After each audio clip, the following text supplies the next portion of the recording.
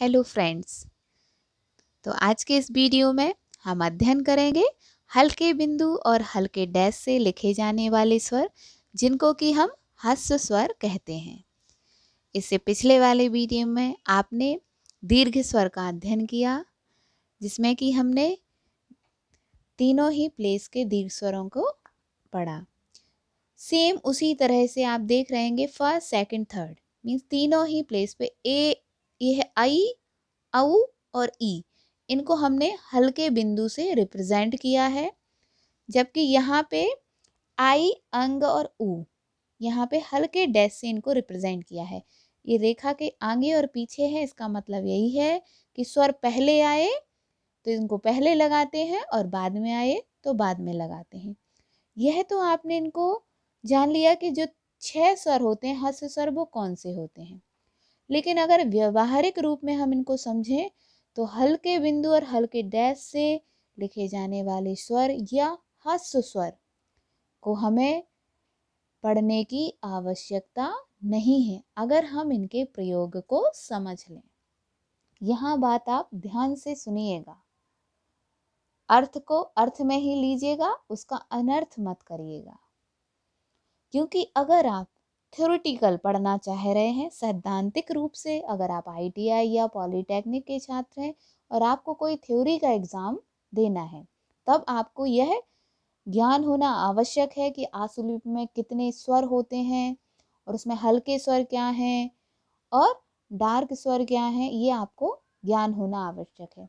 इनका हम प्रयोग आपको इस तरह से करके बताते हैं, एग्जाम्पल के माध्यम से आप यहाँ समझेंगे। तो यहाँ आपको दिख रहा है मैला, आपने ये लिखा है, इनकी आउटलाइन को ध्यान से देखेंगे, मैला, ठीक। ये आपका यहाँ पे आपने सेकंड प्लेस का स्वर रखा, ध्यान से समझेंगे, और ला बड़ा ला कर दिया। इसको क्या पढ़ेंगे आप? मेला पढ़ेंगे ना, मेला। और अगर मैला लिखना है तो आप इस तरह से लिखेंगे, अगर ह्रस्व स्वर का प्रयोग कर रहे हैं। दोनों ही आउटलाइन ध्यान से देखिएगा। लेकिन अगर आप जब सेंटेंस में लिखेंगे, आप कभी भी डिक्टेशन सिंगल वर्ड्स की डिक्टेशन नहीं होगी, आपकी डिक्टेशन होगी सेंटेंस में, वाक्यों में। तो आपको बोला जाएगा वह थैला मैला है, ठीक है ना, मैला है ये वाला। लेकिन अगर आप लिखेंगे, मेला भी लिख देंगे, तो वह थैला मेला है तो नहीं पढ़ेंगे ना, उसको मैला ही बोलेंगे। शायद अब आप मेरी बात समझ रहे होंगे। मेरा कहने का यहाँ तात्पर्य है कि आप दीर्घ स्वर को ही फोकस कीजिए, उनको अच्छे से लर्न कीजिए, उनको अपने दिमाग में सेट कीजिए। ह्रस्व स्वर का ज्ञान होना आवश्यक है, लेकिन अगर आप याद करने के चक्कर में लगेंगे कि हमें यहाँ ए करना है, यहाँ आई करना है, जब उसका सब्स्टिट्यूट रूप में हम प्रयोग करके और रूपांतरण जो होता है प्रतिलेखन वो सही कर लें, तो आशुलिपि का जो मूल उद्देश्य है वो हमारा निकल आता है। अब यहाँ हम सारे ही जगह पे दीर्घ स्वर का प्रयोग करेंगे। अगर आप चाहें तो ये ह्रस्व स्वर की टेबल जो कि आपने ऊपर देख रहे हैं, ये इनको याद कर लीजिएगा। अगर आप चाहें तो प्रयोग कर सकते हैं, लेकिन अगर हमें स्पीड निकालनी है तो हमें उस चीज़ से बचना है जिससे कि हमारा टाइम वेस्ट हो। तो यहाँ पे हम इन पे सब पे आप दीर्घ स्वर का ही प्रयोग करके और इन शब्दों को बनाएंगे। सैर, यहाँ पे आपने शैर ये लिखा, तो ये शेर पढ़ेंगे। लेकिन अब जाएंगे, हम सैर पर जा रहे हैं, तो हम शेर पर जा रहे हैं नहीं पढ़ेंगे। अगर आप चाहें तो यहाँ इसको लाइन से उठा के और इस तरह से करेंगे, तो ये क्या हो गया आपका? ह्रस्व स्वर हो गया। क्योंकि आगे चल के आप इसी में रहेंगे कि मैंने बिंदी हल्की रखी है, ये डैश मैंने हल्का लगाया है, इसी कन्फ्यूजन में लगेंगे और आप अपने शब्दों को नहीं पढ़ पाएंगे। तो मैं यहाँ पे सभी में दीर्घ स्वर का प्रयोग करके ही इन शब्दों को बनाऊंगी। आप चाहें तो सेम टू सेम जैसा विधि मैंने बताई है ह्रस्व स्वर का प्रयोग करके बना सकते हैं। लेकिन मेरा यहाँ पढ़ाने का उद्देश्य, या इस वीडियो को बनाने का उद्देश्य सिर्फ स्वरों को क्लियर करा के आपकी जो आशुलिपि की गति है उसको बढ़ाना है, और कुछ भी नहीं। पैगाम, पैगाम, यहाँ ए का ही स्वर मैं लगा रही हूँ, पैगाम। यहाँ आप आई का लगाना चाहें तो ऊपर रख सकते हैं। नेक्स्ट आता है आपका ऐनक, ना का, ऐनक, क्लियर। ऐनक, ऐनक, ऐनक कोई शब्द नहीं होता है। आइटम, आइटम शब्द अभी आप लिख लीजिए, लेकिन आगे चल के मैं द्विस्वर और त्रिस्वर का जो वीडियो लेकर आऊँगी उसमें अलग तरह से आपको बताऊँगी। तो अभी आप चाहें तो आइटम जो है ना इस तरह से लिख सकते हैं, ये आपका है टा और माँ, और यहाँ हल्का लगाया, क्योंकि इसको हम पढ़ने में कंफ्यूज होंगे कि हमने डार्क लगाया हल्का, क्योंकि जब हम गति में लिखेंगे तो हम इसको उतना गौर नहीं कर पाते हैं। तो आगे जो हम पढ़ेंगे वो इस तरह से आई करके और ये टम जोड़ेंगे, आई का स्वर इस तरह से। अगर आप प्रयोग में लाना चाहें तो अभी से ला सकते हैं, वरना आगे चल के आप लोग जब मेरा आ जाएगा वीडियो तो उसको देखकर आप इसका प्रयोग करेंगे। आईना, ये आप आई ना में आ का स्वर लगा देंगे। टाइम,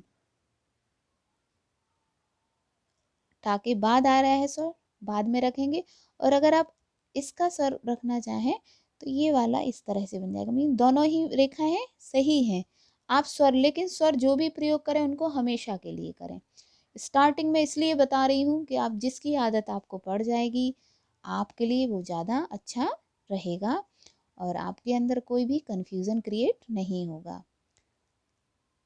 पाइप, ये आई और ये पा, एक तरह से आप अगर आप देखें तो देखो, अगर इनका संधि विच्छेद करेंगे तो पा आई, ये दो स्वर हैं, है ना, और फिर ये पा, यहाँ पे क्या आ रहा है आपका, ये दूसरा स्वर आ गया है, पा प्लस आई, आ और ई का योग हो रहा, तो ये दो ही स्वर के अंतर्गत आता है, तो इसका प्रयोग हम उसी तरह से करेंगे।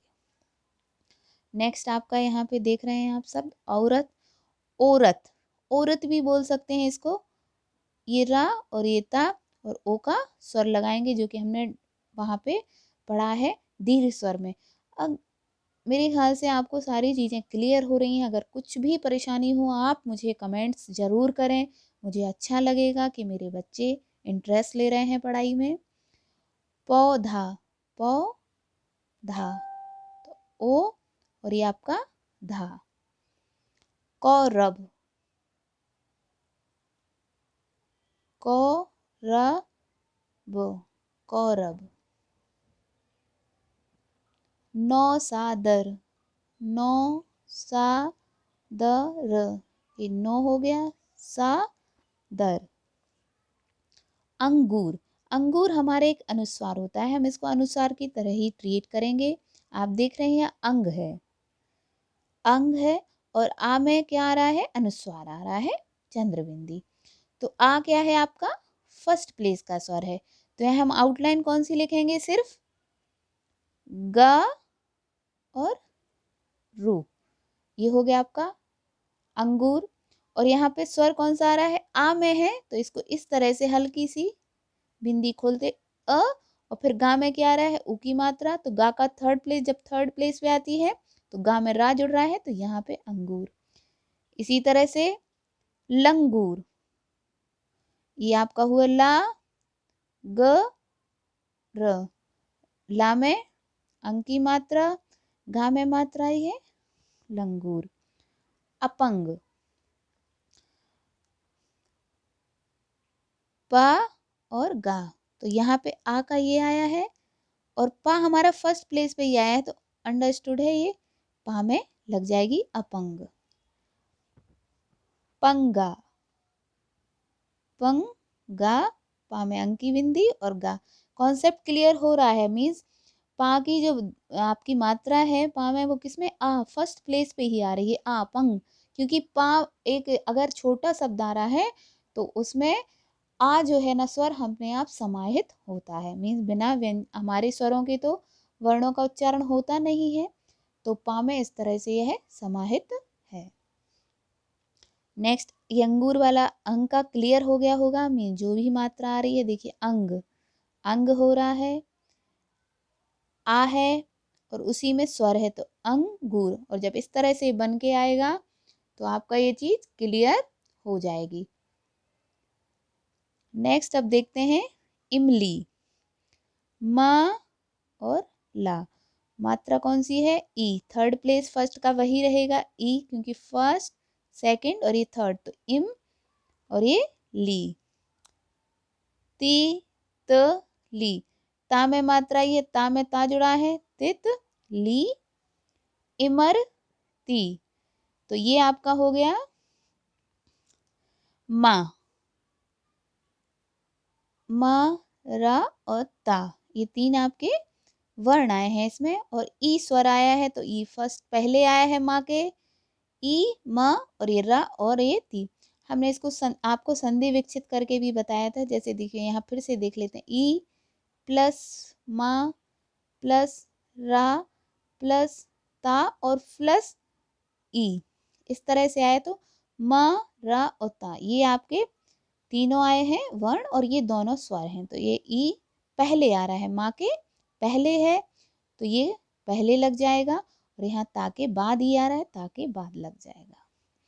दिन, दी न, दिन मीन्स छोटी हो बड़ी हो, सीधा सा है। आपको हिंदी की वर्तनी का अच्छे से ज्ञान होना चाहिए, तो आप प्रतिलेखन अच्छे से कर ले जाएंगे। यहाँ पे ह्रस्व और दीर्घ का कोई खास अंतर नहीं पड़ेगा।